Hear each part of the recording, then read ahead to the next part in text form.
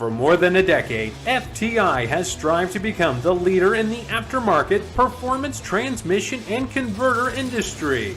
We've joined forces with McLeod driveline components under the leadership of top fuel funny car pilot Paul Lee, and now have a larger distribution network, more resources, and more power.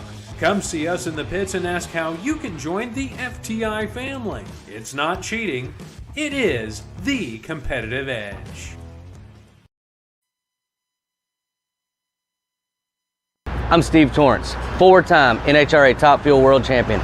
And when me and these CAPCO boys win races, we go straight WFO. This is WFO Radio. WFO Radio is back. What's up, everybody? Joe Castello back with you following the Lucas Oil Nationals up there in Brainerd, the zoo. I survived the zoo, baby. I survived it.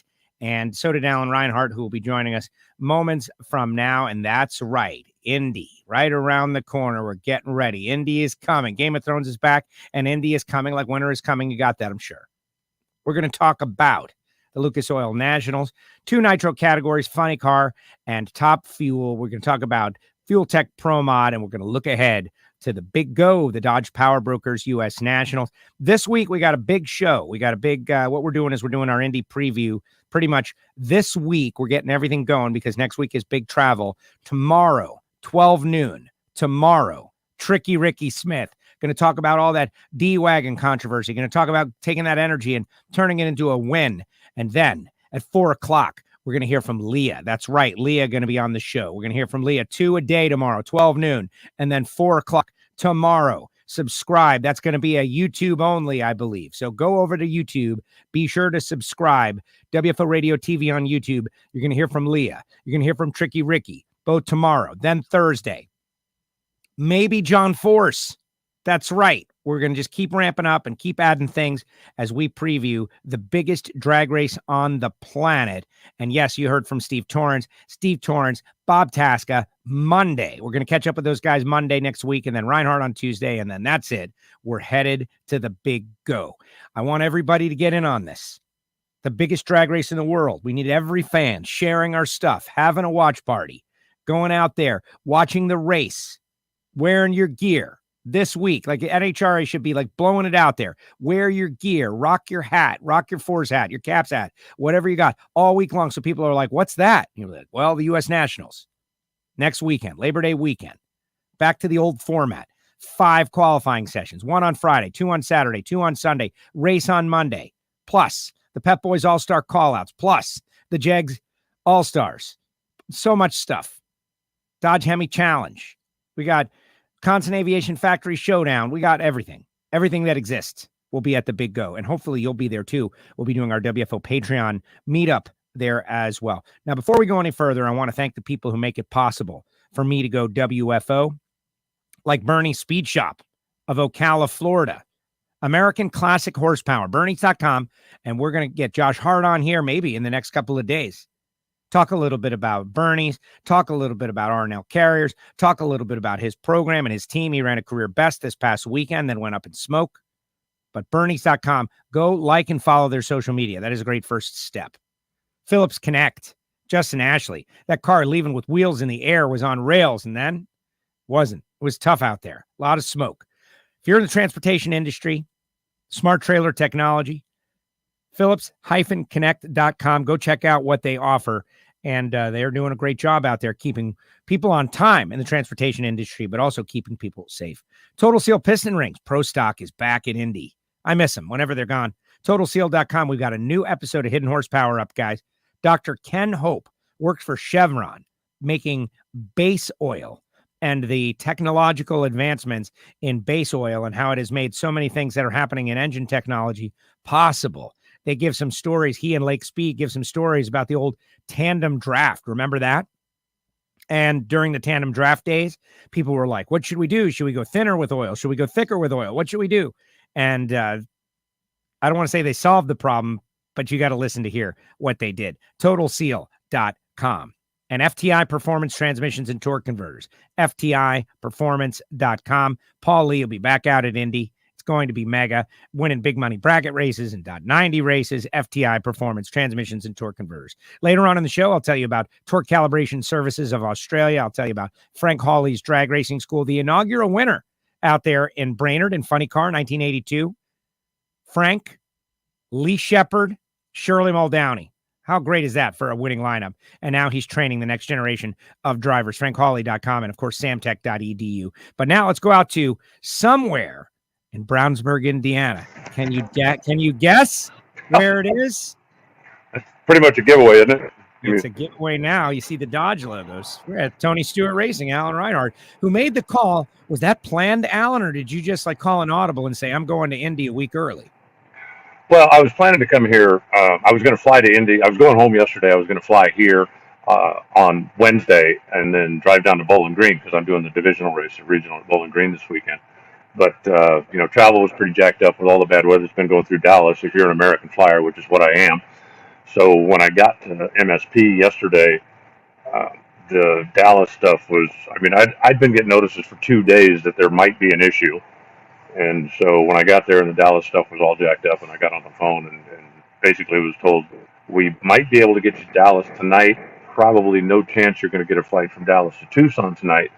So tomorrow there's maybe this and maybe that. And by now it's Tuesday. It would have been Tuesday. And I said, look, if I don't get home on Tuesday, I can't get on my flight on Wednesday. I said, can you just take me to Indy? And so the lady, very, very, very helpful, very professional, looked at everything. There was no way to get to Indy yesterday. So she said, I can get you to Indy first thing Tuesday morning. So I just grabbed a room at the Intercontinental Hotel at MSP, the one that's attached to the airport. Stayed there last night, got up this morning, flew here. And I got today to goof off a little bit. And then tomorrow I'm going to head down to Bowling Green. And then I'll be right back up here for the U.S. Nats, the Dodge Power Brokers U.S. Nats. That's right. Power Brokers, these guys here. And coincidentally, the last Dodge Power Brokers race, which was the Mile High Nationals, was won by Leah, and we didn't catch up with her after her win. And so we're going to do it tomorrow at 4 p.m. Hopefully everybody will go subscribe to the YouTube channel, WFO Radio TV. You can get it from our website. You can get it from everywhere. I'll put the link up during the show. And we're going to speak with Leah about that because it's the next Dodge race. And I'm super excited because number one, way to go Dodge, jumping on board to support the biggest drag race on the planet. But I think Leah, she's 1 for 1 in Dodge Power Broker races. Yeah, and that car certainly has been making solid progress. They've been making good runs. They've been making more consistent runs.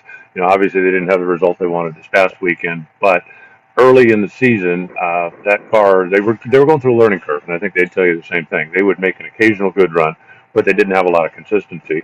And I'm certainly not saying that they're looking now to go out there and reel off 6 in a row, but they definitely are in a whole lot better position now than they were at the beginning of the season, and they're continuing to learn every week. So they'll certainly have extra incentive with all the Dodge people out there.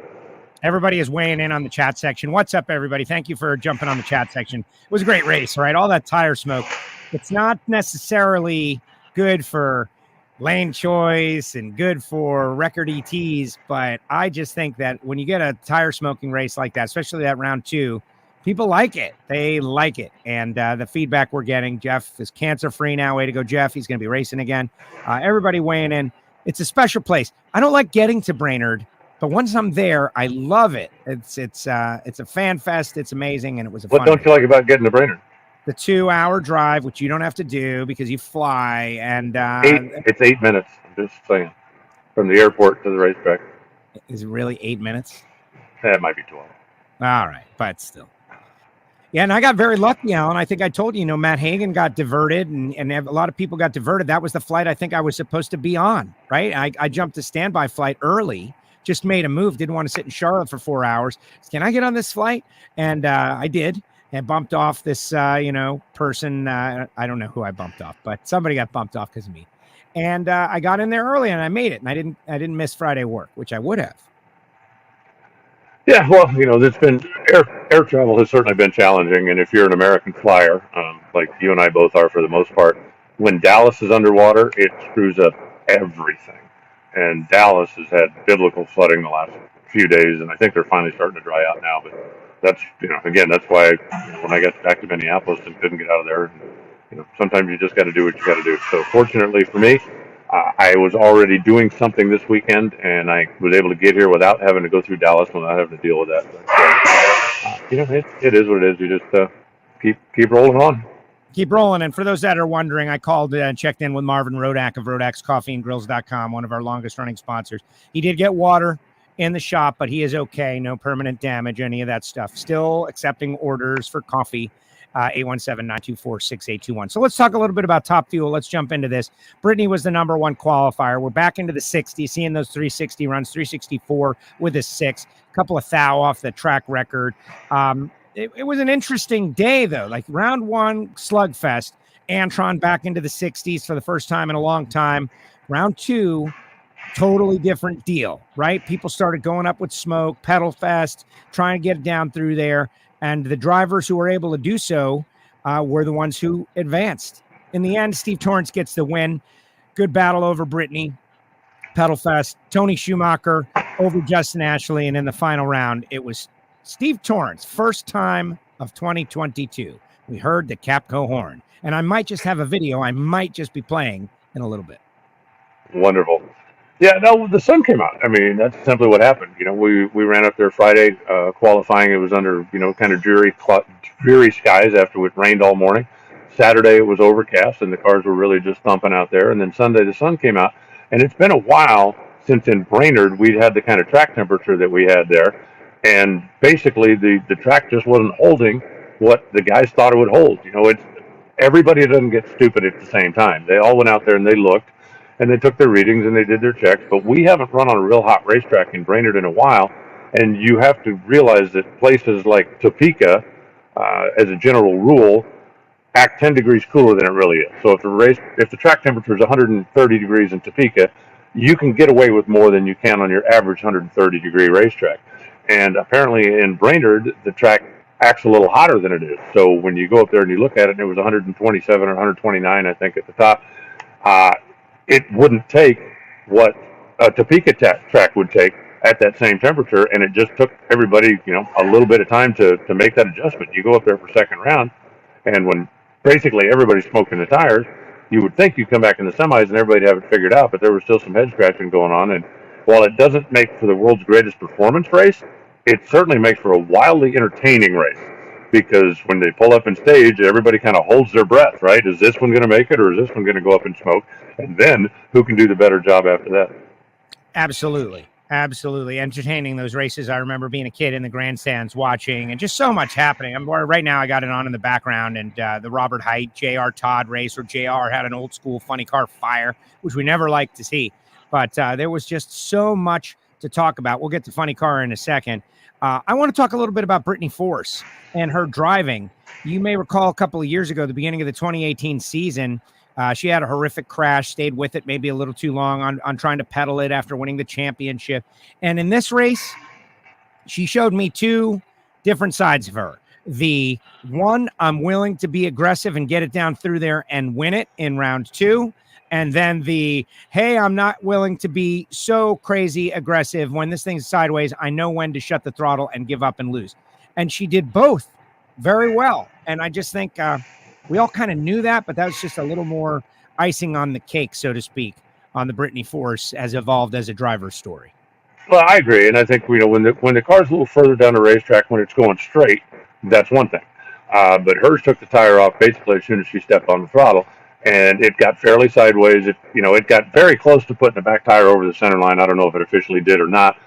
But at that point, she's in the car, obviously, and can see that she's not catching Steve. So she knows there's no upside to hitting the gas again here. I'm either going to get in further trouble or potentially, hurt another race car, or when I can't win the race anyway. So make the smart decision, save it, and come back another day, and that's what she did. Yeah, absolutely. And, you're not going to win every race. She got to the semis, bowed out to Steve. Steve goes through Antron. Steve goes through Mike Salinas. So one of his rivals in the points and one of his just great rivals in life. Other side of the ladder, Josh Hart takes out Scott Farley with his a solid run. Tony Schumacher takes out Doug Coletta again. They've run multiple times this year, and Doug is just having terrible luck, just vaporized an engine, terrible. But in the second round, Tony Schumacher was not making the call. Like, that was dramatic. And they followed. We have the Lucas Oil helicopter flying over. Follow the whole deal, right? And Schumacher comes rolling up. The crowd erupts. Hopefully everybody could hear how emotional that was. No electronics on the car. Send it down through there. Josh goes up in smoke. And the story of Tony Schumacher, like, for his fans, that had to be a very dramatic moment. Well, no question. And, they're a championship team, and championship teams, when you're under duress, you pull through. The fact that, NHRA gave him a couple more minutes, we weren't like lined up against a live TV thing, and Josh's team was fine with it. They'd rather race somebody than not race somebody, and they got away with it. So I think it's as simple as that. They came up there with what they knew was a wounded car. Josh's car didn't go 5 feet. It just smoked the tires right at the step, and there was no way that he could recover from that. So that was just another part of the, crazy entertaining day. I thought, too, on the Steve Torrence thing, you look at who he raced, okay? If you beat Mike Salinas, Antron Brown, Brittany Force, and Tony Schumacher on the same day, you deserve a trophy. I don't care how wacky and crazy it was. The other really crazy stat that I still can't get wrapped around is that Tony and Steve Torrence have raced each other 5 times this year, and Steve is 5-0. And Steve, 3 years ago, if Steve was racing somebody and he's 5-0, okay. But Steve has not been invincible Steve this year. But he still seems to have kryptonite against Tony Schumacher, and that's pretty surprising. Yeah, it is. It's one of those statistical anomalies, right? And then Tony will win the next 5, kind of the way Antron was beating Steve into the ground the first 20 times they ran, and then that turned around. Amazing. But Tony at the start of the season versus Tony now is a different story. He's climbed up into the points. It wasn't long ago he was sitting on the outside in that 12th position, but it is Tony and Steve in the final round. So that's what we all wanted to see, right? All these years where you think, man, you got Tony Schumacher, and then the CAPCO team comes to the front and Tony doesn't have a ride. What a bummer, right? We don't get to see them on the same track at the same time, like when they're at their peak. And we got to see that in the final round. 2 of the greatest of all time square up. But Steve gets the win, his first win of the season. But it makes you think, he's sitting 3rd in the points. He's been countdown clinched for a couple of weeks. The word terrible was thrown out there in the semifinals in one of his interviews, like, oh, we've had a terrible season. And then he kind of came back and said, well, terrible is a strong word. It's not terrible, relatively speaking, right? It all depends. Terrible is based on what you're normally used to. True. And, they certainly haven't had a terrible season, but they're used to, stacking trophies, and they haven't been doing that. I think you look at Top Fuel the last 5 races, right? The first part of the year, if Brittany didn't win, Mike did. And if Mike didn't win, Brittany did. And that was just simply, to set your watch by it, right? Whose turn is it this week? But you look at the last 5 races. Leah, first of the year. And I don't want to say from out of nowhere, but struggled in the beginning of the season. Brittany went ahead and took care of business out in Sonoma. Okay. Then we go to Seattle, and Tony wins. And was that from out of nowhere? And then Antron wins from out of nowhere. Yeah. And then Steve wins. And now we're going into Indy, and the field looks a whole lot more wide open, not necessarily because so many others have stepped their game up, but I really look, Mike Salinas looks like he's maybe taking a step backwards with that team. And Brittany hasn't been quite as dominant as she was earlier in the year either. So we'll see what the weather's going to be like, once we get back here in a week. I got off the plane this morning, it was 72 degrees, and I'm thinking, give us this for the U.S. Nationals, and oh boy, will we have fun. But we'll just have to wait and see. Brittany leads the points by 94 over Mike Salinas, by 130 over Steve. Justin Ashley's 136 back, so they're kind of a little fighting for some points there when we make the transfer. And then a big jump back to Josh Hart, 409 back. So you got 4 genuine points players all year long. But that's not what the countdown is all about, right? Antron Brown sitting 10th. Let me give the rest of the points. Josh Hart, 409 back. Sean Langdon, 445 back. Leah, 445 back, tied with Sean. Tony Schumacher, 503 back. Doug Coletta, 514 back. Antron Brown, 538 back. Clay is 11th. Austin Prock is 12th. They'll both qualify for the countdown because they've showed up and made attempts at all the races, and they are tied as well.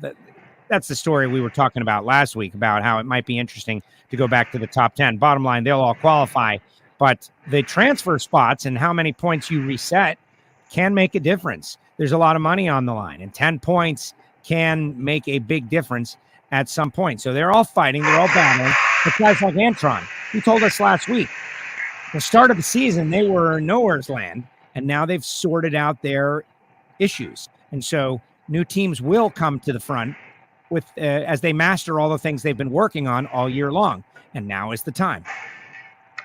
It is, and I think it's interesting in Antron's case that it took so long because, okay, yes, Antron Brown Motorsports is a new entity, but Mark and Brian and Brad and all the guys that work on that car they're not new, and they come in with the same parts, the same stuff, the same technology. They're still buying Schumacher parts, and they're doing. And I was very surprised that it took them so long to get everything together, as opposed to like Leah's team, for example, where basically the only person that was still on the team was Neil Strasbaugh and Leah. They brought in a new co-crew chief. They brought in a new crew. They did not have the whole information book that came with when they bought the organization. So they basically were starting from scratch, and that simply just takes a little bit more time. I was surprised that it took Antron's team as long as it did, but it does certainly look like now they're a whole lot more of a threat right now than they were when we were in Gainesville earlier this year. Yes, absolutely. In the end, though, the CAPCO horn was playing, and they, Steve in the media center, and I know you spoke with him out there on the starting line, and I wonder, did he say some of the same things? Because it's not always the case. Different atmosphere, no fans, media, etc. But he said, listen, we've won all 6 before. That's not impossible for us. This is a team that is a championship team, and now we are here, and we are ready, and it's go time, and these guys know what to do and how to win, and we've been winning a lot of rounds, just haven't been winning a lot of races, but we've got something to race with, so watch out. And I got excited for the guy because, every fan, right? Like, you want to see the championship contender, 4 in a row, go out there and fight. Even if he doesn't win it, he's going to have something to fight with. He certainly looks like he's got a car back. And again, he's been top 5 in the points, okay? The fact that they haven't gotten a winner's circle, it's not like they're qualifying 16th and getting kicked in the teeth first round every week. They've been making solid runs. They've been going down the racetrack. They've been gathering points and doing. They just haven't got the whole deal put together yet. They certainly know how to do that now that they've proven again to everybody who was doubting. I'm really looking forward to it. First, next week, obviously, be in Indy and all the history and all the prestige and everything that goes along with that. And I don't think there's a single person that's focused on anything other than just the U.S. Nationals right now. And then Tuesday after Indy, it'll be like, okay, what do we got to do to win the championship? Because right now, nobody really cares about anything other than the U.S. Nationals.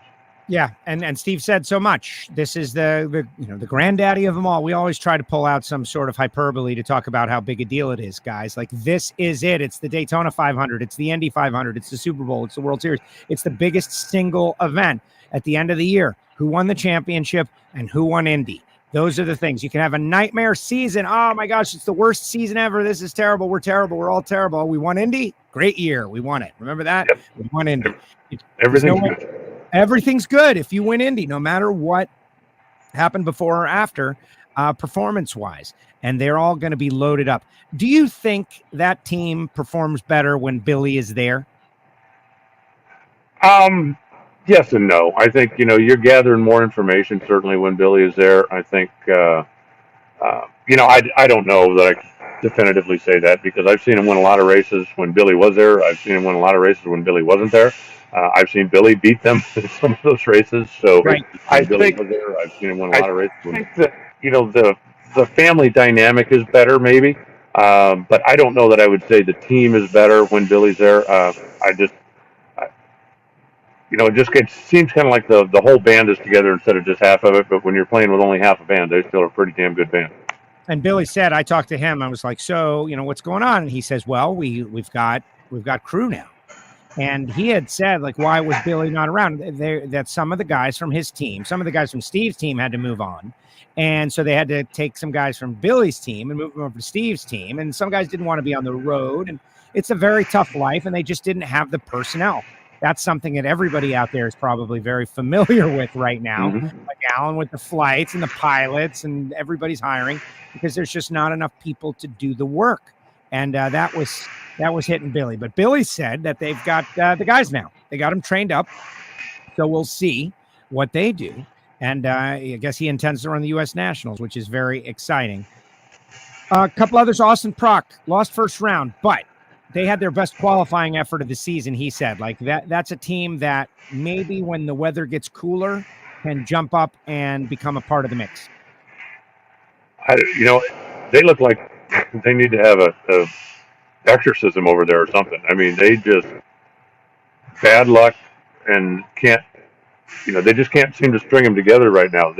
There's certainly enough brains in that trailer, and they've got everything they need resource-wise. They just can't seem to put it together. And again, like I say, I don't know, you need some, hair of toad and eye of newt and, a little pinch of gunpowder and whatever else you need to put in some of those witches' brew. But they're jinxed right now, or possessed, or whatever you want to call it. And the only way to get through that is to just keep working through it.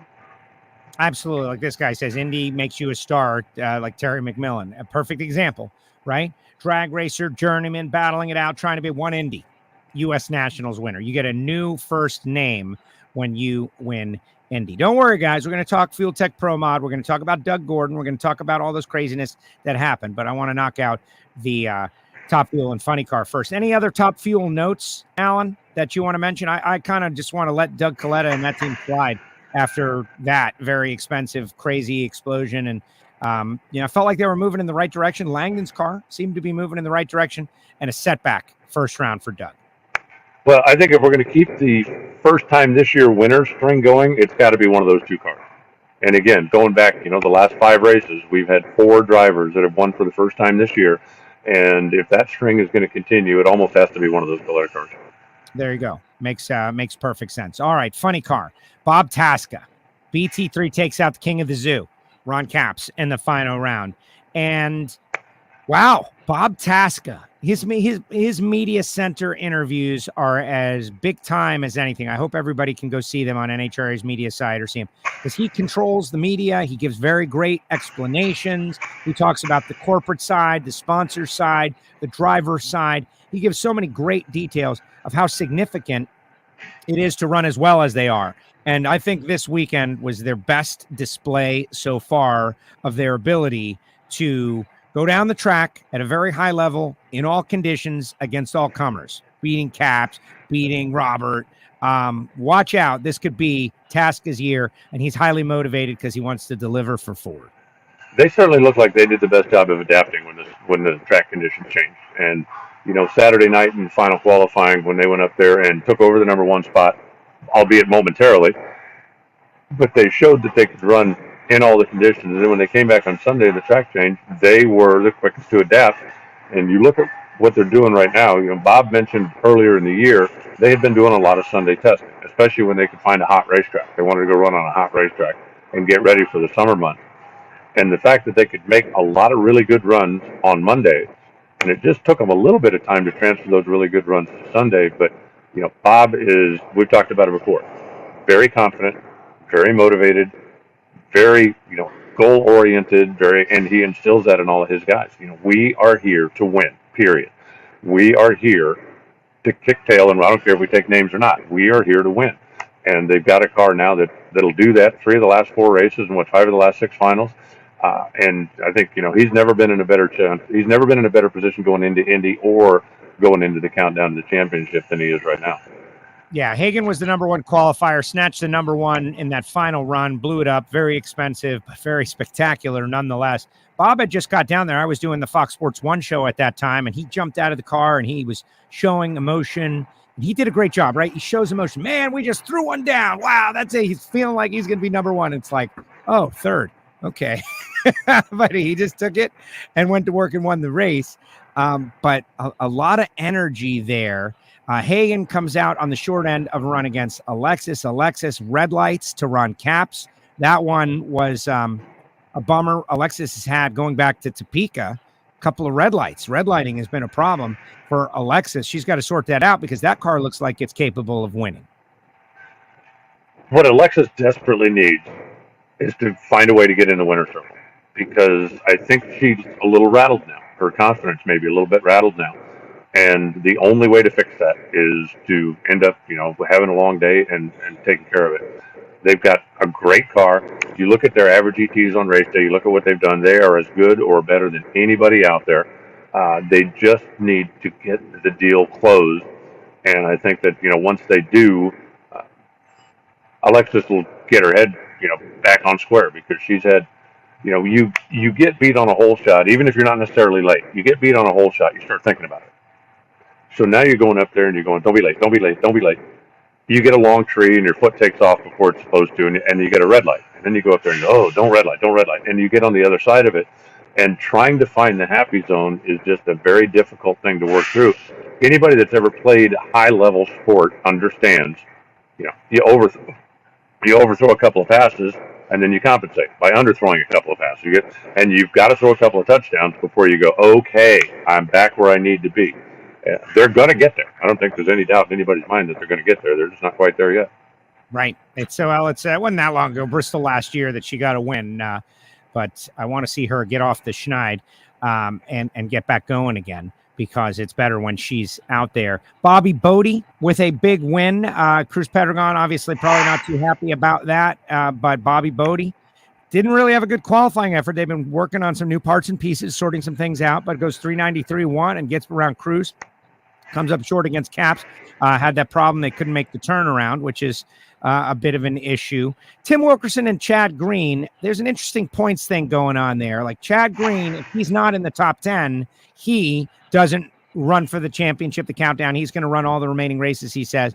Jim Campbell, on the other hand, he will, regardless of where he is in points, because they show up and make the attempts. Blake Alexander still behind Jim Campbell. Chad Green on the inside. Chad had to run Wilkerson. Wilkerson will also be in. Just raise my eyebrow a little bit. What do you think there when Wilk goes up in smoke to Chad Green? I think if he had been the only car that went up in smoke, you'd go, but I don't see Tim doing that. I just don't. I've talked to him a number of times when he's been in a position on one side or the other where he could either be the one helped or be the one. And I know for a fact that he's had guys that have come over and said, hey, Tim, say the word and I'll give this one to you. And he doesn't race that way. His deal is, if I can't beat you, I don't deserve it. And I think they missed it. I think if you were watching, when he backed up from the burnout, they had the body up an exceptionally long time. Something wasn't quite right. And as they put the body down, and when Richard Hartman rolled him into the beam, Richard kind of walked away going, something on the car wasn't right. You won't convince me that Tim was giving that round up. I think that they went up there trying to make a clean run, and that something with the car, I couldn't tell you what it was, but you'll never convince me that Tim went up there with it in his mind that I'm going to smoke the tires and give this away. Well, there you go. Well, and regardless, they're going to be in, and Chad Green, if he can get around, if he can hold on to the spot now that he's around Jim Campbell, he'll be in, and the same will be true for Blake Alexander, given the rules and the circumstance. But when it was all said and done, you've got Robert Height taking down J.R. Todd, that fire we talked about earlier, Robert Height and Bob Tasca squaring up, and to me, that's heavy hitters right there. Statement for down the road. That run right there. Jimmy and Chris versus Neff and John Schaefer. There's drivers involved too, but Neff's car went down the track, and they won the race. Yeah, and like I said, they did a lot of testing earlier in the year trying to get there, and Robert's car blew up also in that JR matchup. His car was on fire down in the diaper. It certainly wasn't as dramatic as JR's, but they had plenty of broken pieces when they got that thing back into the trailer. But I think Caps has proven that he is a player. I think Bob Tasca has absolutely proven that he's a player. I think this car behind me has proven early in the season that they were a player, even though they went through a slump when they were out west. And I think Robert's a player. And I don't know right now that anybody else has shown me that they are a championship player. The DHL car has had some really good days, but not really consistent, 3 or 4 races in a row. John Force's car right now is about as hit and miss as I think I've ever seen it, right? I mean, he comes out one week and qualifies third and goes to the final, comes out the next week and qualifies 12th or 13th. And, last week he qualified 13th and got away with it in round number 1 or 12th. And this week he did qualify in the same place, didn't get away with it. Those guys need to figure out something a little bit more consistent in qualifying so that they've got some kind of a combination to take into a race day. Absolutely. Let's look at the point standings. Final round, of course, Tasca goes down, and Caps just didn't have the muscle on that one. They threw it down. But Robert, 250-point lead over Hagan.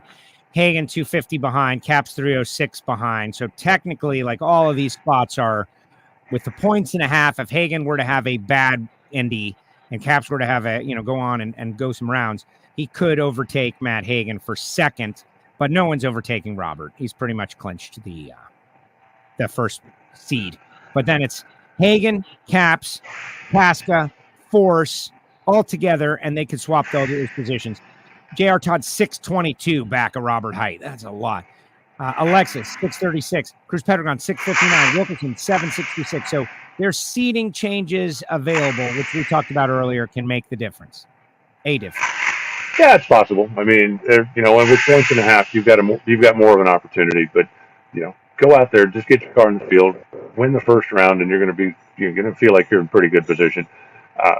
And again, I think more people are concerned about can I win Indy than can I move from 7th to 6th in the points. I don't think that. Would you like to have a couple extra points? Sure. Is that going to be your main motivation going into the U.S. Nationals? Not for any racer I ever met. Right, and the storylines of the Indy's past, Caps trying to win his first, all those different storylines, Forrest trying to win his sixth, all these different storylines. We're going to delve into them over the next couple of days. We got Ricky Smith tomorrow at noon. We got Leah at 4 p.m. tomorrow. Perhaps that'll be YouTube only, so go subscribe, WFO Radio TV on YouTube. Nikki out there, Nicole Clark says, I just worry the excitement for the U.S. Nats isn't what it used to be. Alan, I'd like you to comment, but I'm going to do it first, though. I wonder when someone says that, is that because they are less excited than they used to be? Because I can tell you the people that bought tickets and the people that are going, and they're pretty excited. There's a lot more competition out there in the world. I was watching a video today about these guys in, flight suits, and they're flying and all around. There's different entertainment out there than now. But I think if the excitement for the U.S. Nationals among drag racing community isn't as what it was to be, I don't know. I don't see that. Everyone seems pretty fired up to me. Well, I think it definitely lost a little bit of luster coming out of COVID when NHRA, in order to go back to work, went and ran 4 races in a row at the U.S. at Lucas Oil Raceway, or Lucas Oil Indianapolis. What do they call it now? Lucas Oil Indianapolis Raceway Park. And one of them was the U.S. Nationals. Okay, I think, that takes a little shine off because instead of you got 1 chance to win Indy, you got 4 chances to win Indy. But it was a matter of we have to do this in order to get back in business. We have to get back to work. This is an option. We're doing it. And then having the shortened and the fewer qualifying sessions and yes, I think that it maybe wasn't quite as shiny as it was in years past.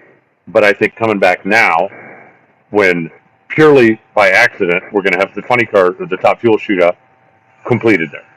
So that's competition on Saturday. We're going to have the Pet Boy call out for funny cars completed. That's competition, nitro competition, not just qualifying on Sunday. We've got 5 qualifying sessions. We're going to be racing on Monday instead of Sunday.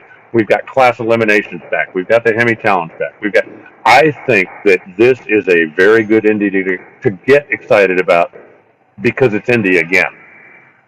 Coming out of COVID, again, we're trying to get back to work. We're trying to do what we can. We can't have big crowds. We can't. Okay, that was still the U.S. Nationals, but it wasn't really, you know what I mean? Sure. And then the last couple of years, it's been a little bit more of a condensed version.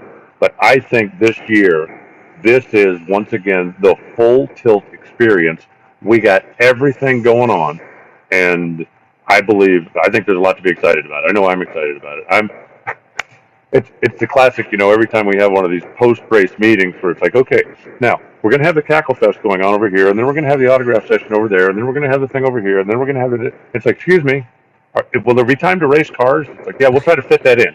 But, then we're going to have the press announcement over here, then we're going to have, and it's like, guys, and I think we're back to that this year. So I really feel like, after the last couple of years of it not necessarily being the Indy that we all know and love for 50 years or 80 years or whatever it is, I think it's back this year. And she qualifies. She goes, maybe it's excitement in Indianapolis, no downtown displays, fan votes for the shootout, which I didn't really like.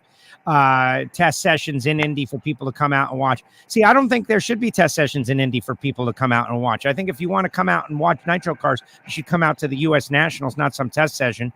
There was a test session in Brainerd yesterday, which I don't know if you got to see any of it, but I know a lot of people were testing there. I don't know. We'll see. I do like downtown activation. I think that's why there's no top fuel car over here. Yes, exactly. Downtown activation. I get it. Yeah, that's just everybody just parks their stuff over there. It becomes a parking lot. But when your race rig's out of town, nobody leaves their car in the parking lot. You just put it inside. Why have a shop if you're not going to use it? Right, exactly. Why have a shop if you're not going to use it? But I think the excitement is what we make it.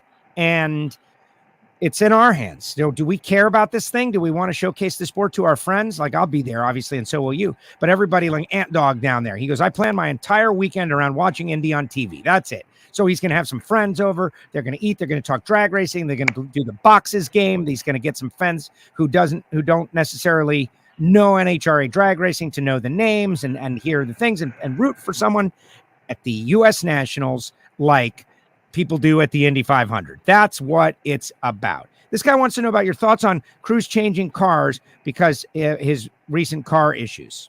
What do you know about that, Reinhart?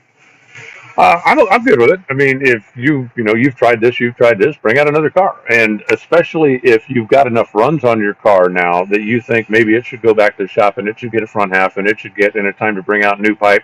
Who else brought a new car out? John brought a new car out. John Force had a new car out this past weekend. That's just everything on a nitro car is a wear item, and that includes the chassis. So if you're, going through and you've made X number of runs and you decide, okay, maybe we're 5 away or maybe we're 10 away from when it needs to be front half, it needs to go back to shop and basically get freshened up, bring the new one out so you've got a race or two under your belt before you get into the countdown to the championship, because I don't think that's necessarily a great time to roll a new one out of the trailer unless you've got an opportunity to go make some test runs. I would not want to go to Maple Grove, pull a brand new car out of the trailer and go, I hope this works when we're just starting into the countdown to the championship, because you can't afford to get off on a bad foot. There you go. And she says, maybe it's because I'm here in town and NASCAR and IndyCar do so much activation to promote races in town, talking banners that take up the entire side of a building in downtown. And if that's the case, yes, well, and we should do more and do as much as is possible. You're right about that. You can't do enough activation. I went to that trackside store out in front of Brainerd and that little VP Racing Fuels station and walked in there, and it was like drag racing heaven. You got Leah, you got Brittany, you got cardboard cutouts everywhere. You got permanent photos of stalkers doing wheel stands inside above the refrigerators. It was like the best drag racing themed convenience store I'd ever been to. I tweeted out some photos on my WFO Joe Twitter account, but it all depends. You can never have enough activation, and that's something we should always try to do more of. All right, speaking of activation, let's talk Pro Mod. I want to start with the D-Wagon shootout and the controversy. We're going to have Tricky Ricky on tomorrow, and this is one that I see both sides. I see all sides. I get it. And it got very controversial, and there was a lot of social media hype. I'm not going to read everybody's comments, guys. You can go find Lyle and JR and everybody, what everybody said about Ricky and what Ricky said about NHRA on Comp Plus, which I disagree with, and I'm going to push back on him tomorrow. Like, hey, what did we have to do with that? But everybody was talking about it. I just wish he had participated. Well, and, I do too, and I think everybody else does. Ricky, and I've known Ricky a long time. He actually brought up when we were on the stage out in the middle of the racetrack doing the post-race winner interview. He said, Reinhart, you were my crew chief for so long back there in Pro Stock. And that was 23 years ago or something when, he and I would go testing, and it was just the two of us. He obviously was driving the car, but, I know the guy very well, and he can be a little hard-headed sometimes. And I think in this case, he felt like he was being wronged, and he felt like, well, this is where I'm going to take my stand. The fact that he called out NHRA over it when it wasn't NHRA's doing in any way, shape, or form was wrong. But, okay, the guy's upset, and the guy wants to let everybody know where he stands. And if that's what he feels, I give him credit for standing by his principles, because there was money on the table. But I also think, as I understand it, they had a plan in place for this is the way we're going to match them all up. And then the sponsor came in and said, I'm willing to put up another $10,000 plus a D-Wagon that's worth about $700 or $7,500 if you guys will spice it up a little bit and do something different. Well, there were 12 people that were in the field. 11 of them voted, yes, let's do this. We want to race for more money. We want to race for more prizes. Ricky did not vote and then did not race. And if he feels that strongly about his conviction, that's fine. If he's, I understand his position, and I'm not going to tell him he's wrong doing that. But I really think for a guy that races for a living, And the number of times that he has made reference to the fact that, I do this to eat. These guys all do this for fun. Passing up a chance at more money doesn't seem like a good business decision to me, whatever your personal feelings are. Yeah, I don't think I can say it better than that. And watching it all happen around us, right? Like there were a lot of, we had a ladder. There was a ladder. And then the guy from D-Wagon offered up some more money. And some people were like, well, he suggested, hey, we should do something. And guys were like, nah, and they're like, well, we'll offer more money. And then guys are like, oh, okay. Put your money where your mouth is. Yeah, definitely. Let's do it. 11 out of 12 guys are in a lifeboat. They all want to row in one direction. And the other guy in the lifeboat says, no, I want to run in the other direction. And so he jumps out of the lifeboat. Like we're always talking about how these categories need all the help they can get to get attention, to get money. But then again, I talked to some people, and I'll talk to Ricky about it tomorrow. He is Ricky Smith, and he can afford to do that. And he elected to not. And then the craziest part, Chris Thorne goes on, beats Stevie Fast in the final. Very exciting. Takes the money, Chris Thorne. But Chris Thorne loses first round in the real race. And it was as if Ricky Smith took that energy and put it into like his Iron Man supercharger and channeled the energy and won the race and closed up an almost insurmountable points lead to just 25 points. And now all of a sudden the championship is absolutely in play for Ricky Smith. And so whatever he did, it worked for him because he won the race. Well, I give Ricky 100% credit for standing by his convictions. He felt that way, and he wasn't going to just, okay, I'll go on. And he said, I don't think this is right, and I'm not participating. I give him 100% credit for that. And, then he came back Sunday and tore it up. So, good on him. Looking forward to what happens this weekend, because I don't think that the hatchet has been completely buried over there. I think that there are a lot of guys that still have some pretty sore feelings against what Ricky did and what he said, and that they're going to be out to get him. They couldn't stop him last week, and I think that's going to make him even more motivated this week. So good for us. We get to watch. Yeah, well, exactly. And those Pro Mod guys, I spent a little time with them as a group, and they are, they love the trash talk. They are everything that everybody has been saying that they want. You're about to get it. Hopefully you really wanted it, because you're about to get it. You guys said for so many years you wanted this. Here it comes. Get ready. And don't tell us, oh, we don't like it after you get it, because that will be a point. But you know what? Reinhart came up with something, and I think I want to give him credit here. Okay, so everybody has been fighting for a long time to go beyond the ladder or just switch it up, right? Oh, the ladder, it's so boring. You just know who's going to race, and that's it. And we need to do this chip draw, right? So they drew chip. And the Pep Boys All-Star call out. Look, the NHRA has been trying to do stuff since Gainesville to mix it up, right? Well, now it's to the point where chip draw is kind of boring too. How many times have we seen the chip draw, Reinhart? A bunch of times. It's kind of old hat now. You had a cool plan. I just think if you really wanted it, bring up your 8, whatever class it is. I don't care. I don't care if it's Pro Stock Motorcycle, if it's Pro Mod, or if it's Top Fuel. Bring your top 8, put them in the stage lanes. Everybody's suited in the car. Everybody's ready to go. And then spin a wheel of fortune or something and go, okay, you, left lane. You, right, start them and go. Not, here's 10 minutes, not just, go.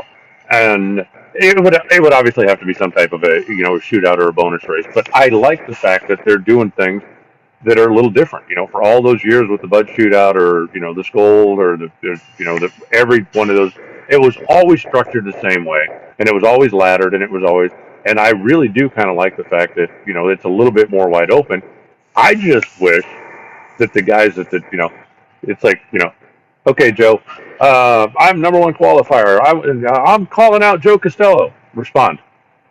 Okay. Hey, let's shake hands. Let's smile. Let's take a picture. Right? Right. Exactly. Yeah. No, okay. Now you call out me. Hey, Reinhart, I think you're weak, and I'm calling you out. Bad choice. Yeah. Exactly. Big mistake. And that's the end of my press conference. And I'm leaving. I'm not going to stay and smile. I'm not going to take a picture and let everybody go, oh, look, what? And, I mean, if you want to do something with it, do something with it. Right. Well, we'll see with this Pep Boys All-Star call-out coming out. Robert Height is going to have the opportunity to call out somebody, and we'll move on down. The Top Fuel racers, they it was kind of, it was rainy in Gainesville. It was a very depressed situation. And so I don't know. I think that was kind of part of it. But I'm very interested to see what the funny car racers do with their opportunity to call somebody out. And what you just said, it's not the guy doing the calling out. It's the guy getting called out who should feel offended. Like, oh, you want some of this, do you? Okay. If I'm Robert Height, I'm calling Tasca. Yeah. Like, I've had enough of you. Yeah. Drag your junk up here and let's go.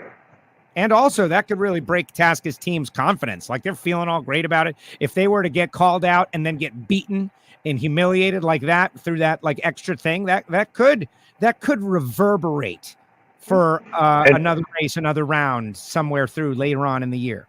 And if you're Robert, you got to understand that I'm calling out the guy that's been kicking my tail lately, right? I'm not calling out, Reinhart and Castello.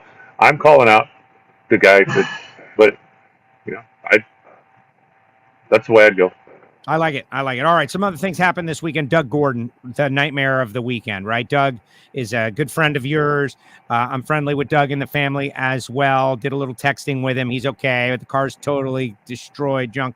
Johnny Lindbergh deserves an attaboy for making a chassis that took a wicked hit. Just you never want to see that moment. That was as bad as a crash as I've seen in a long time. Yeah, in an alcohol funny car, that's about as bad as it gets. Full speed in the lights to make a turn and go into the wall like that. And I also, kudos to Johnny Lindbergh. I'm going to look him up while I'm here today and, go over and thank him personally for getting that happen. I spoke to Doug. He's got a brand new car at the house. They're going to get the thing together. They're going to be back. Not going to be back by Indy, but they are going to be back out. They still want to lock up their championship this year, and they're still certainly in a position to do that if they can figure out a way to slow down Westerfield. But we talk about it all the time. We ain't playing with yarn balls out here. We are driving incredibly powerful machines at amazingly high speeds, and when things go wrong, they sometimes go wrong really fast. But everything did its job. When I spoke to Doug, he said he really only had some bruising on his legs from bouncing around inside. But he said, the cage, the padding, the NHRA now mandated all the head padding that's around, the nitro cars and the funny cars as well. Didn't have a headache, didn't have a concussion, and I would be willing to wager when they put the new car together, they're going to go down there and look now around the transmission and around the bell housing and say, what can we do? A number of the top fuel cars, Leah's, Tony's, have got the legs almost fit in, little padded slots for exactly the same reason. So if you have something in there, you're not just sitting there kicking tubing, but you've got a little bit more support and a little bit more padding. So I'm glad he's okay. That's the number one most important thing. I've said it 100 times. The most important job a race car has nothing to do with winning races, has nothing to do with setting records, has nothing to do with anything other than protect your driver when something goes wrong. And that went about as wrong as you can get, and the car protected the driver. And so I'm good with all the rest of it. Yeah, absolutely. And in Formula One cars, there's something between their legs, right? They've got like a padded thing to keep each leg in its own like little sock, if you want to use an analogy like that, to keep them safe. And that's like a crash like Doug went through. We'll learn from it. They will learn some things, and the cars will change to make it even better. That was wicked. Let's talk about some other winners. Shane Westerfield. Wow. These guys are on rails. They're dominant. Wow. Is all I can say about what that Rick Jackson Motorsports machine he's had. He's had an unbelievable year. Probably going to turn into a championship year. Sean Cowie had a great race too. Not yet. I mean, they're having a good year, but not yet. Don't be giving them the trophy just yet. What did he say though? Like, is 7 wins, 8 finals, something like that? Something like that. Yeah. That's remember Doug won 5 races in a row earlier in the year too. So there's still some racing yet to do. And Bob McCosh, right? I mean, Bob McCosh. I have no idea what happened in the final. Ask him, and he didn't know at the time either that, when he dropped the clutch, it just didn't go anywhere. And Shane was going to be tough to beat anyway, but Bob McCosh, one of these days, is going to bust through and win one of these things. Well, and he's got Jimmy Rector now, and so that's he's adding to the talent. Like, it's exactly how it's supposed to be, right? Like, Bob McCosh is just getting deeper and deeper into this deal, and he is going to get a race win. Sean Cowie won Top Alcohol Dragster. Brett Spear won Comp Eliminator over Bruno. Someone said earlier, like, hey, when's Bruno going to win a race? What happened? That's back-to-back final rounds where Bruno was the favorite and did not convert. Brett Spears got him a really fast car, and he's driving at a pretty high confidence level. He went into, he went to Sunday still in stock eliminator as well. I bumped into him, just dumb luck. I bumped into him at a restaurant Sunday night. We chit-chatted a little bit, but he's, enjoying comp. He's got himself a really fast car. He's going to take a little bit of a permanent bump for that 63 under he ran in the final. But, he's doing a good job. He's driving the car well. He's good for him. Comp definitely needs to have some more players out there. Sean Cowie, I thought, was the biggest surprise. So he qualified 11th. He has never won a race qualified that low before, ever. And then on Sunday, the thing just came to life. I mean, he ran low ET and top speed of the event in the final. And that wasn't by far the best conditions they ran in all weekend. Right. But they had, tore up a lot of stuff when they were out in Seattle and or Topeka, came here, tore up a couple engines in qualifying as well. And then finally figured out exactly what the issue was, because, man, was that thing fast on Sunday. Absolutely, it was. They were very happy in the winner's circle. Mike Manns won Super Stock. Didn't get to speak with Mike. I guess he wasn't feeling well before we came up on the stage. Kind of drove it back to the pits, but that incredible Firebird. Tracy Fairchild, first-time winner, won in an AMX and stock eliminator. Tony Leonard, Super Comp. Trevor Larson, Super Gas, keeping the Larson family streak going on. Brian Anthony and Top Sportsman. Dylan Howe, 2 categories now. The young man isn't even 20 years old. He's won in Super Comp. He's won in Vortex Superchargers, Top Dragster. Tricky Ricky, of course, Pro Mod. J.R. Carr in Mountain Motor Pro Stock. Unfortunate, John DeFlorian didn't get to run. And then, of course, Chris Thorne, the D-Wagon Shootout, and Robbie Lowe in Pro Mod Snowmobile. And he was on rails all weekend as well. Yeah, he took that thing from the number 1 qualifier right into the winner's circle. There were a couple others that could run close to him, but nobody could really hang with him. It was, I thought it was cool for Dylan to go out there and win in the top dragster, especially, beating Anthony in the final. Anthony, of course, who just won Topeka a week ago and who was, one of the best to ever play this game. Winning your first event in a particular category is one thing. Winning by beating somebody like that is even better. And I think for Brett Spear, the same way. Going up there, okay, you won your first comp race. That's great. Who'd you beat? The reigning world champion. Right. That's better. And when you have a day like that, nobody's ever going to, but you backed into it. You just, look, I beat the guy with the number 1 on his window in the final round. Or for Dylan, I beat the guy who won last week in the final round. I think that makes those races extra special. Every one of them is special, but if you make it to the final and beat Joe Castello, it's like, yeah, who cares? You make it to the final and beat Anthony Bertozzi, it's like, you did something. That's a fact. That is a fact. Alan, great job as usual. Any final thoughts? Anything you want to throw on the table? Someone in the chat section says that Joe Mazeris is going to win Comp Eliminator at the Big Go. That is an early call. Got a good car. For the comp win. I like that. Chris Garrettson is calling out Jerron Settles in a time run in Super Comp. He's calling him out. But, what's the stakes, Garrettson? I think we can arrange a side-by-side run against Jerron, the Flying Airbrush. But what kind of stakes are we talking, right? Is it $100? Is it a helmet paint job? Is it a flying squirrel? What is it? That's the question. But any final thoughts out before we get ready for our big Indy hype machine? Well, 2. 1, Bowling Green. If you are in the Indianapolis neighborhood, it's a 3-hour drive down to Bowling Green, and there are going to be a lot of race cars down there. We're going to finish up the Chicago event that ended up getting washed away on Sunday. If you're up in New Hampshire, they've got a big event going on at Epping this weekend. Go out and support your local racetrack, and I do believe they've got one out in Acton, Montana as well. So there's a lot of racing going on around the country. If you're not in the Indianapolis area, if there's something going on near you, do it. And one last thing, and I'm going to throw out a shameless plug for somebody else's podcast. Sorry about this. Has nothing to do with me. But Kelly Crandall, who has been for a long time a NASCAR writer, NASCAR specialist, NASCAR broadcaster, she still spends a lot of time on Sirius XM NASCAR radio filling in and doing stuff, she started doing a podcast, and she started coming to drag races, and we have converted her. She has absolutely fallen in love with NHRA. Her latest, which is on the Racing Writers podcast, it's an audio only, is an hour-long conversation with Courtney Enders, and I listened to it the other day. I've known Courtney since almost junior dragster days, and I didn't know some of the stuff that she's doing now and some of the stuff that she is involved in. I think it's an hour well spent, and I think for everybody out there that thinks, Courtney's just out there hanging out with her sister and partying all the time, I think you'll learn, 1, Courtney is a really bright lady. 2, she's very driven. And 3, she's got a lot of stuff, a lot of balls in the air that she keeps trying to juggle, and I just thought it was very entertaining and very interesting to listen to, and so support Kelly. She's we're going to steal her. We're going to steal her from NASCAR. We're going to steal. I love it. Well, it's part 1 of 2. And Yep. There's a WFO shout out or 2 in that podcast as well. So definitely go check it out. And we want to make it the most popular of Kelly's podcast. So she sees that the NHRA people are behind the scenes. You know what, Alan? It's very true. I worked on NASCAR radio for several years, and I worked in that world and enjoyed a lot of great things as a drag racer.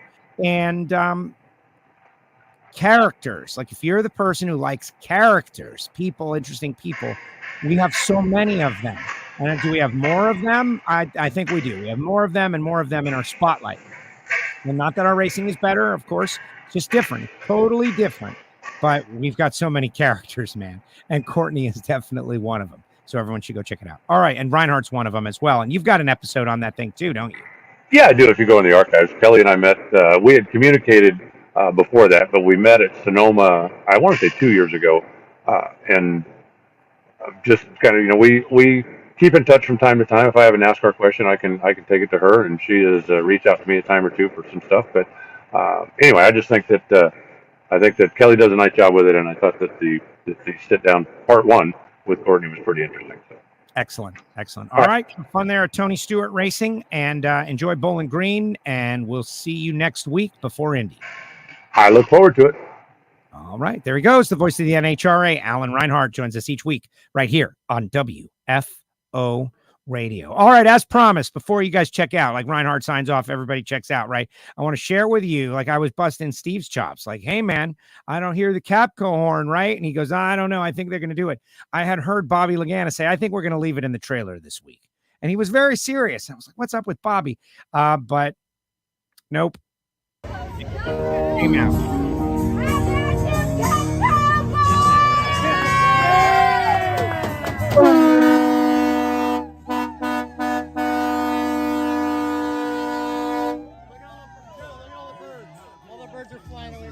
Dang, I missed that horn.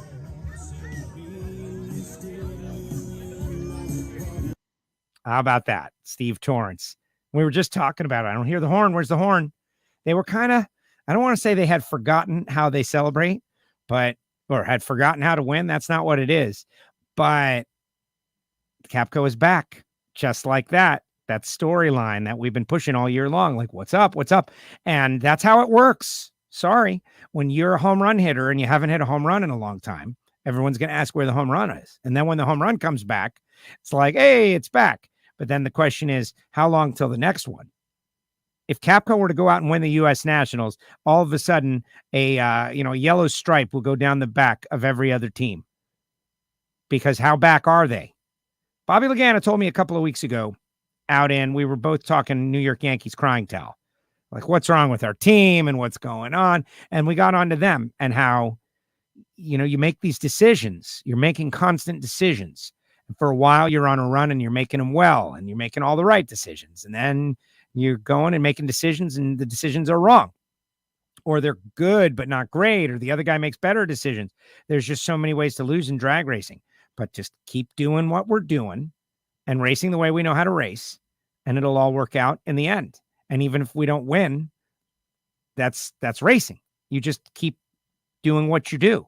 Kind of like Michael Jordan. You just keep shooting. You got to keep shooting. Trust yourself. You've missed 9 in a row, 10 in a row, 11 in a row. You keep missing. Well, what are you going to do? Stop shooting? And then, there's a sports cliche or metaphor that applies to everything. Because like what Wayne Gretzky said, right? You miss 100% of the shots that you don't take. So that's why you got to keep shooting and keep shooting. And keep going to the line, keep making the calls, and keep prepping the car and put it in the driver's hands. And you guys are champions at some point, and you're going to win a championship at some point. And look, they won the race. So we'll see. It's going to be very interesting. Oh, look at this. Oh, the call outs continue. I'm calling out Jason Galvin, first round at Indy, says Jerron Settles. I don't know if Jason Galvin is out there. Jerron, are you going to run Bowling Green this weekend? Are you going to run that? Because Galvin is going to be out there. Galvin is going to be working on the announce team and running Super Comp in one of the Tom Bayer driving school cars. So, maybe that's Galvin saying, let's go. Or maybe that's Chris Gerritsen. How about Jerron just totally brushing off Chris Gerritsen and saying, no, he doesn't want to run him. That's because a bag of squirrel food is not enough to motivate Jerron Settles, the flying airbrush. It's got to be cold, hard cash, Garrettson, is what it's got to be. No Bowling Green. Some of us have to work. Oh, Jerron going to go into the big go.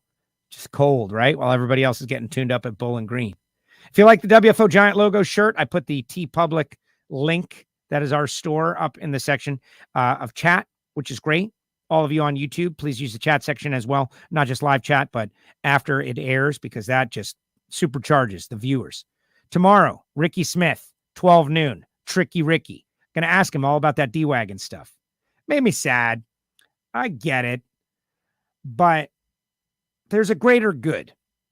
And you know what they should have done? They should have planned ahead a little bit better. They shouldn't have done something last second. They should have gone to Ricky maybe in a different way.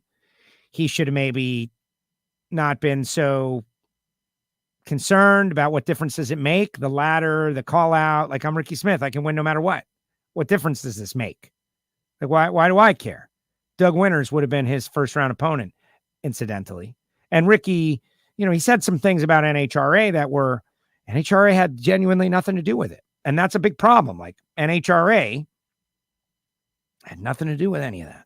It's a bonus race. Those racers wanted to do it. They wanted to do it. Now, I guess NHRA had the power to tell them no. And then Mr. D-Wagon, the owner of it all, might have taken that extra $10,000 and put it away. Like, who knows?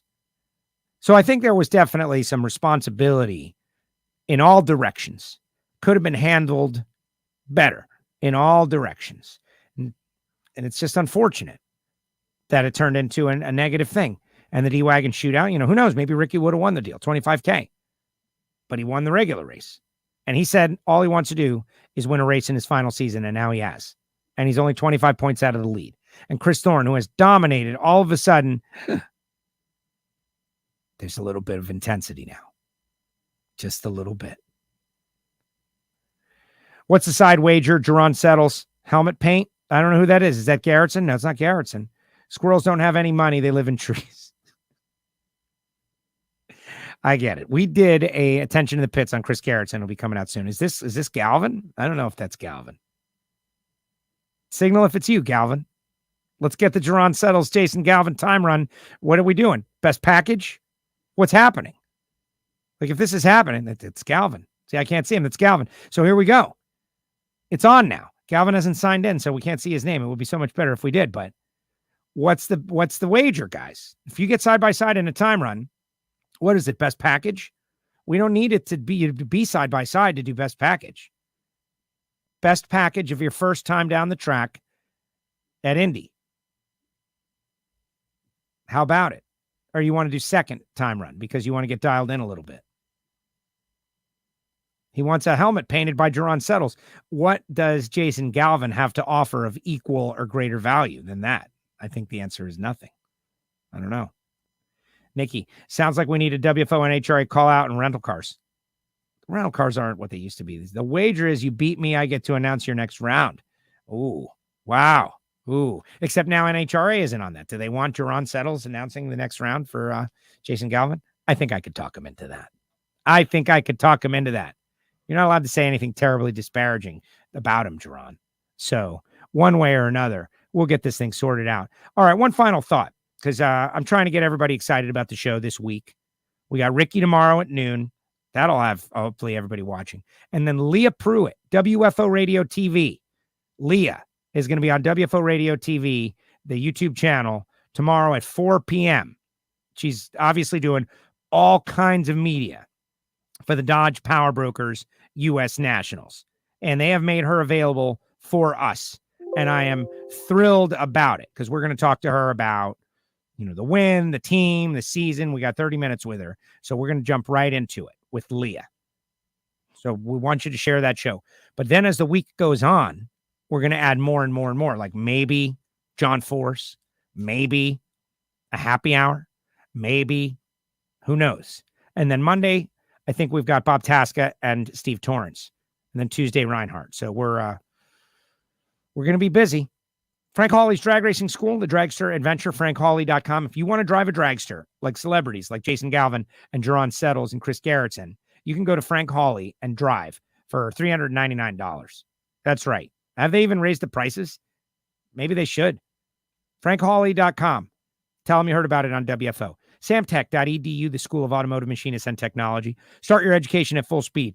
Block and head and CNC programs and motorsport EFI tuning. If you call them, you want to go to the school, tell them you heard about it on WFO Radio. Marvin Rodak got a little flooded, but he's still roasting coffee, fresh per your order. You want to help out with Marvin Rodak?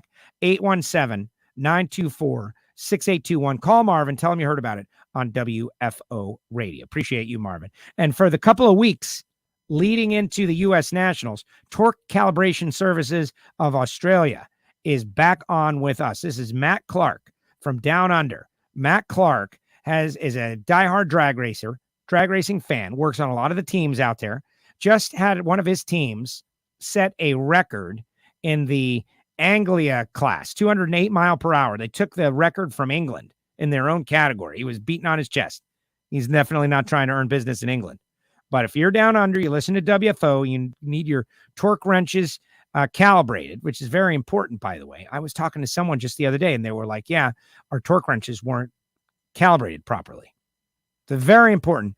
Go to torquecalibrationservices.com. Check it out. If you want to join the Patreons, that's great too. We had a great Patreon show last night. They're so trained up that they did the show without me for the first half. I was traveling, and they're doing a show, and they're talking about the NHRA broadcast, and they're talking about how much they miss pro stock.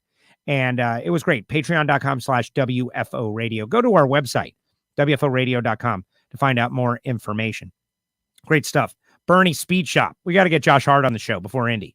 I'm going to reach out, try to make that happen today. Bernies.com. Go to the website, hit their social media so you can see all the great stuff they do. American, classic, horsepower. Phillips Connect. The best leaving Top Fuel dragster, like appearance-wise. Justin Ashley. Wheels in the air, hovering the tires, going down the track. Justin is a championship threat and a threat to win Indy. Definitely a threat. Smart trailer technology, sensors, all over those trailers. If you are in the transportation industry, you should go to Phillips-Connect.com. Total Seal piston rings. We are going to have trackside tech talks at the U.S. Nationals. So if you're a Lucas Oil racer, if you build your own engines, if you're an engine shop, an engine builder, get a ticket, come out to the Trackside Tech Talk and learn about Ring Seal and check out that new podcast with Dr. Ken Hope. And you NASCAR fans are going to love it because there's a lot of secrets. Remember the tandem draft? Oh, yeah. They basically unfold the layers of all the stuff that went down with R&D around the tandem draft. Like, okay, this makes the cars 10 mile per hour faster, but we can only stay in this position for 2 laps or our engines overheat. What do we do? And the answer was the oil. The oil. But what did they do with the oil? And how did they make it go from they could do it for 2 laps to they could do it for like 10 laps at Joe Gibbs Racing? Very interesting, very informative. Guy talks about how oil is being used to make Bitcoin and blockchain. And you're wondering, like oil as a coolant, not just oil as a lubricant. This is all very vital information. All you racers out there should go check it out. It's very amazing. And then FTI Performance Transmissions and Torque Converters. Paul Lee's company and down there in DeLand, Florida. Troy Williams winning races, .90 Racing, Big Money Bracket Racing. So many customers out there who are going to the winner's circle with FTI Transmissions and Torque Converters. And when I get my car going, I'm not only because they're a Florida company, but because they win. That's where I'm going. FTI Performance.com. You can get stickers in the WFO store. Just send me a self-addressed stamp envelope. I'll send you some for free.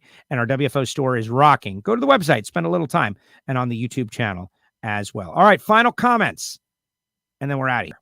Final comments. Thank you to everybody who said you enjoyed me on Fox Sports 1 Friday and Saturday. I had a blast. I had a great time working with those guys. And the TV show is so...